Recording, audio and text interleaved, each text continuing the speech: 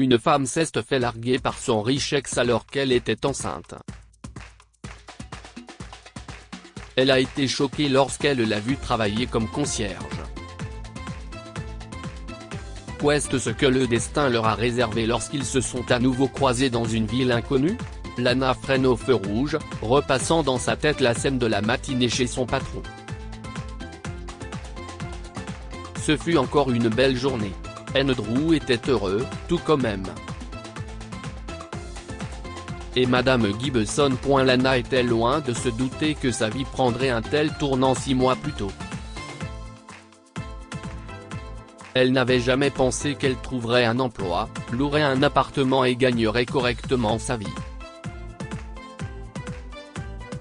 Or, c'est Mr et Madame Gibson qui ont changé sa vie. Le couple s'est montré extrêmement généreux en l'engageant comme baby-sitter pour leur fils Andrew. Ils l'ont également recommandé à leurs amis, ce qui l'a aidé à bien gagner sa vie. Ma vie reprend enfin son cours, pensa Lana en attendant que le feu passe au vert. Elle regarde par la fenêtre de la voiture, un sourire aux lèvres. Même le temps était magnifique ce matin-là. Cependant, lorsque le regard de Lana se porta sur le trottoir, elle ne crut pas ses yeux. Le feu est passé au vert et les voitures derrière elle se sont mises à klaxonner sans arrêt, l'assourdissant. Lana était perdue dans ses pensées. Vous avez perdu la tête? C'est justement pour ça que les femmes ne devraient pas conduire, lui a crié un homme en dépassant sa voiture et en démarrant en trombe. Lana se fichait éperdument de lui. Elle n'arrivait pas à croire que son ex se retrouvait sous ses yeux, travaillant comme concierge. Il nettoyait le trottoir devant un établissement qui semblait être une petite épicerie. Que lui est-il arrivé? Se demandait Lana. Pourquoi Neil travaille-t-il comme concierge? Le père de Neil était propriétaire d'un restaurant qui valait $1 million. Neil était directeur d'une des sociétés de restauration de son père quand Lina et lui se sont séparés. En fait, c'est Neil qui a dit qu'il ne voulait plus être avec elle. À l'époque, Lana travaillait dans le même restaurant que Neil. Tout avait été si parfait. Puis, tout d'un coup, tout s'est effondré, et elle n'a rien pu faire. Absolument rien. Neil était pourri, gâté et égocentrique. C'était un coureur de jupons, et Lana ne s'en est rendu compte que lorsqu'elle est tombée enceinte de lui. Après avoir passé une nuit passionnée dans son appartement après leur 3e rendez-vous, il lui avait pris les mains et lui avait dit doucement « Je t'aime, Lana. Je n'aille jamais regarder une femme de la même façon que je te vois. Tu es spéciale. » Il n'a pas fallu longtemps à Lana pour comprendre que toutes les autres femmes qui étaient entrées dans la vie de Neil étaient spéciales jusqu'à ce qu'elles finissent dans son lit. Elle n'oubliera jamais le jour où elle s'est rendue compte que la base même de sa relation était défectueuse. Lana se sentait nauséeuse depuis quelques jours et avait fait un test de grossesse pour s'en assurer. Lorsqu'il a indiqué 2 lignes, elle était à la fois excitée et nerveuse. Était-elle prête pour cela? Neil et elle étaient-ils prêts à fonder une famille? Lana ne connaissait pas les réponses à ces questions, mais elle avait annoncé la bonne nouvelle à Neil de la manière la plus adorable qui soit. Elle avait confectionné un paquet cadeau avec des chaussettes roses et y avait glissé le bâton du test de grossesse. Elle s'attendait à voir un sourire sur le visage de Neil, mais au lieu de cela, il était furieux. Il a jeté la boîte par terre et s'est mis à rire méchamment. « Oh, chérie, tu es si stupide. Tu étais sérieuse? Tu pensais que j'allais être le père de ton enfant ?» Lana était choquée et en larmes. Qu'est-ce ce qui ne va pas, chérie? Je croyais que tu aimais les enfants. Neil. A-t-elle crié. Qu'est-ce ce qui ne va pas chez toi? Si est notre bébé. Comment peux-tu me demander d'interrompre la grossesse? Si tu ne peux pas faire ce que je dis, sors de ma vie, hurla-t-il en la fixant dans les yeux. À partir d'aujourd'hui, nous ne nous connaissons plus. Tu devrais prier Dieu pour que nos chemins ne se croisent plus. Et, oui, si papa découvre tout ça, je ferai de ta vie un enfer. Il l'a repoussée en s'éloignant et Lana n'a pas su quoi faire. Lorsqu'elle est arrivée au restaurant le lendemain, elle a été licenciée. Son supérieur lui a dit que l'argent manquant dans la caisse du restaurant avait été découvert dans son sac, à l'intérieur de son casier. Lana est restée muette et a quitté le restaurant, sachant que c'était l'œuvre de Neil. Il voulait se débarrasser d'elle et il avait réussi. En fait, des rumeurs se répandirent bientôt dans toute la ville sur le fait qu'elle avait été mise à la porte parce qu'elle était une voleuse, et qu'elle devait donc se battre pour gagner sa vie. À l'époque, personne ne voulait embaucher Lana à cause de son passé, jusqu'à ce qu'elle rencontre les Gibson. Elle avait déménagé dans une nouvelle ville pour reconstruire sa vie, et le couple a été très aimable avec elle. Maintenant qu'elle voyait Neil balayer le trottoir, elle se demandait comment sa vie avait pu prendre une tournure aussi radicale. Elle se gara près du trottoir et sortit de sa voiture. Neil, si est-ce toi? Demanda-t-elle en s'approchant de lui, et il se retourna au son de sa voix. Il avait l'air si frêle et si faible, pensa Lana. Oh mon Dieu, Lana. Quelle surprise. Je ne m'attendais pas non plus à te voir ici, a-t-elle dit. Je ne savais pas que nos chemins se croiseraient ainsi. Je sais. Tu dois être choqué de me voir comme ça, n'est-ce pas? Répondit-il avec un sourire nerveux. Eh bien, tu ne penses pas que je l'aille un peu mérité? J'ai fait de mauvaises choses dans le passé.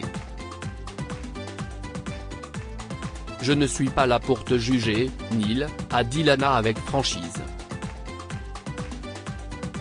Cependant, je veux je ne peux pas. Je veux dire. Il regarde la boutique, puis la jeune femme. Tu sais, cet endroit. Je veux dire, je travaille ici, et mon patron va être furieux s'il me voit te parler ici. Il pourrait aussi bien me virer. Pourquoi pas le café en bas de la rue? Il s'appelle Red Brooks. Je te verrai là-bas, enfin, si tu veux. Tu sais, si tu veux rattraper le temps perdu. Lana regarde sa montre. J'ai du travail après 14 heures. Si tu peux te libérer avant, ce serait super. Oh ouais, cool, a-t-il dit avec enthousiasme. Parfait, je veux dire, oui. Si est très bien. On se voit dans une vingtaine de minutes? Oui, d'accord. À plus tard. Lana retourna à sa voiture et se rendit au café. Lorsque Neil la rejoignit, elle commanda 2 tasses de café, et il insista pour payer, mais elle lui dit que c'était bon.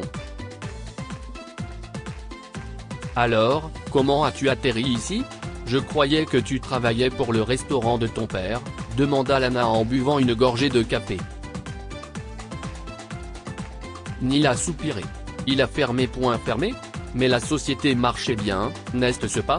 Jusqu'à ce que tu sois là, a-t-il indiqué en plongeant son regard dans sa tasse. J'ai eu des problèmes avec les règles et les acquittements. Je faisais des deals que je n'aurais pas dû faire, et papa l'a découvert. Il a essayé de sauver le restaurant, mais c'était trop tard. Il m'a retiré ma voiture, mes cartes de crédit et toutes sortes de privilèges. Si est-il pour ça que tu travailles comme concierge ici ? Neil acquiesce. Oui, a-t-il répondu. Oui. Si est-il a raison même. Mais, tu sais, si est-il juste en partie parce que j'ai tout foutu en l'air. Je n'avais pas le bon état d'esprit quand papa m'a coupé les vivres, alors j'étais dans les pubs toute la journée et toute la nuit. Un soir, je me suis battu dans un bar et, je suis gêné de le dire, mais j'ai fini par faire 70 heures de travaux forcés. Waouh, s'exclama Lana d'un ton sarcastique. Donc notre rupture ne t'a pas changé du tout. Eh bien, cela ressemble à une vie aventureuse, Neil, n'est-ce pas ? Si tu as fini de te moquer de moi, pourquoi ne pas me dire comment tu vas ? Est-ce que ça va pour toi, au moins ? Tu ne crois pas qu'il est un peu tard pour demander ça ? Je n'ai pas besoin que tu t'inquiètes, Neil. Je me débrouille bien dans la vie. Si est-il suffisant pour tout ce que tu as à savoir. Et, à propos du point quoi ? Ton travail actuel, a-t-elle précisé en avalant la dernière gorgée de son café. Est-ce que ton patron te traite bien ? Il est bien, oui, a-t-il affirmé après une brève pause. Alors, je me demandais, es-tu libre ce soir ou n'importe quand ? J'aimerais beaucoup t'inviter à dîner. Les yeux de Lana s'embrasèrent. Elle a eu du mal à retenir ses larmes. Non, je ne le suis pas, lança-t-elle sèchement. Et même si j'étais libre, Neil, je ne voudrais jamais sortir avec toi. J'étais effondré quand tu m'as quitté. Je n'avais aucune idée de ce qu'il fallait faire ni où aller. Papa était à l'hôpital et j'avais besoin d'argent pour m'occuper de lui. Tu m'as fait licencier et j'ai eu du mal à trouver du travail. Tu n'as jamais essayé de me contacter, et quand je t'appelais, tu me bloquais. Et puis, la grossesse. Tu sais ce que tout cela m'a fait comprendre ? Lana prend son sac à main et quitte le café sans se retourner vers Neil. Il marmonna fils, tandis qu'elle s'éloignait.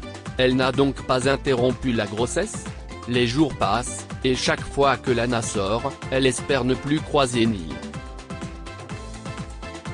Elle avait tourné la page sur son passé et ne voulait plus être associée à lui de quelque manière que ce soit.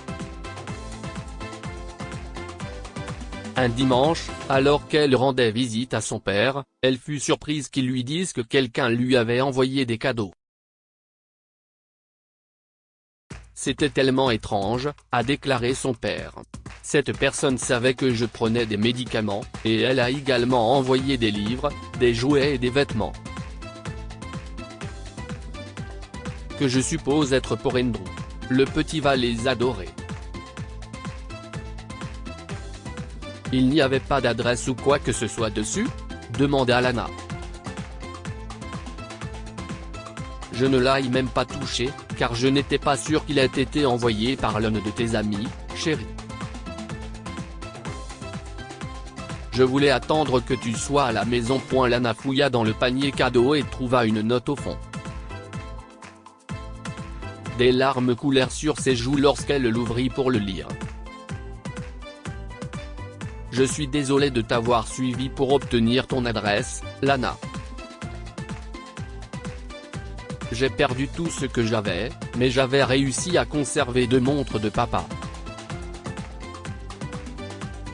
Je pensais les utiliser quand j'en aurais vraiment besoin. Après t'avoir rencontré, j'ai réalisé qu'il y avait une raison pour laquelle je ne les avais jamais vendus. Je suis désolé, Lana. S'il te plaît, pardonne-moi. Ce n'est pas que je le mérite après tout ce que j'ai fait, mais j'espère que tu me donneras une seconde chance. Maintenant que je n'aille plus les montres, je suis fauché et je vais me retrouver à la rue si je ne paie pas le loyer d'ici la semaine prochaine. Mais pour la première fois de ma vie, je suis heureux d'avoir fait passer quelqu'un avant moi. J'ai laissé mon numéro de téléphone à la fin de cette note. Comment va mon fils? Est-ce qu'il va bien? Neil. Lana n'avait jamais voulu faire quoi que ce soit avec Neil depuis leur séparation, mais ce Neil n'était pas celui qui l'avait trahi. Le cœur de Lana sentait qu'il était un homme différent maintenant.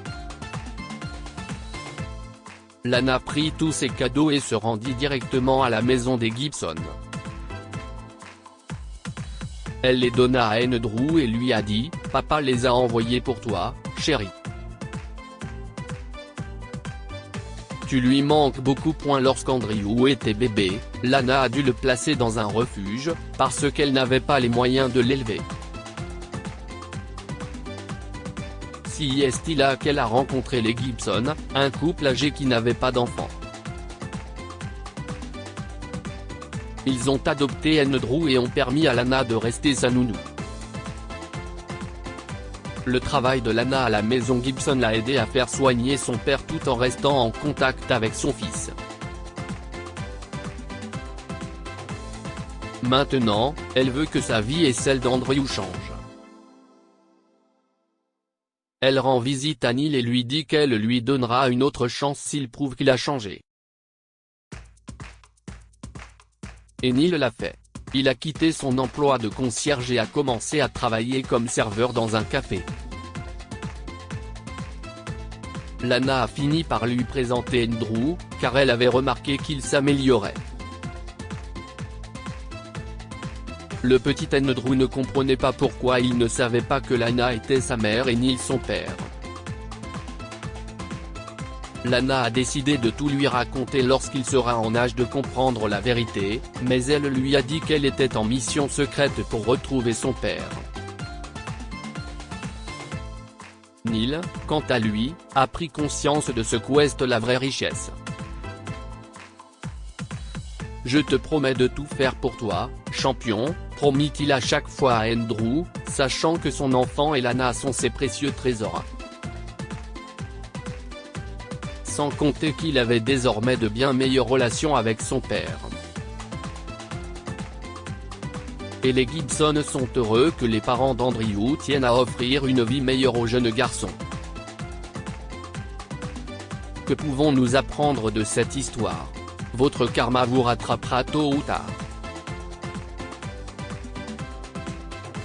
Neil menait une vie frivole et l'a regretté lorsque son restaurant a fermé, l'obligeant à vivre sans luxe. La famille est le plus grand des trésors. Après avoir retrouvé Lana, Neil s'est rendu compte de ses erreurs et de ce qu'il avait manqué pendant tout ce temps. Il s'est racheté en devenant une meilleure personne et en se rapprochant de Lana et d'Andrew. Partagez cette histoire avec vos amis. Elle pourrait égayer leur journée et les inspirer.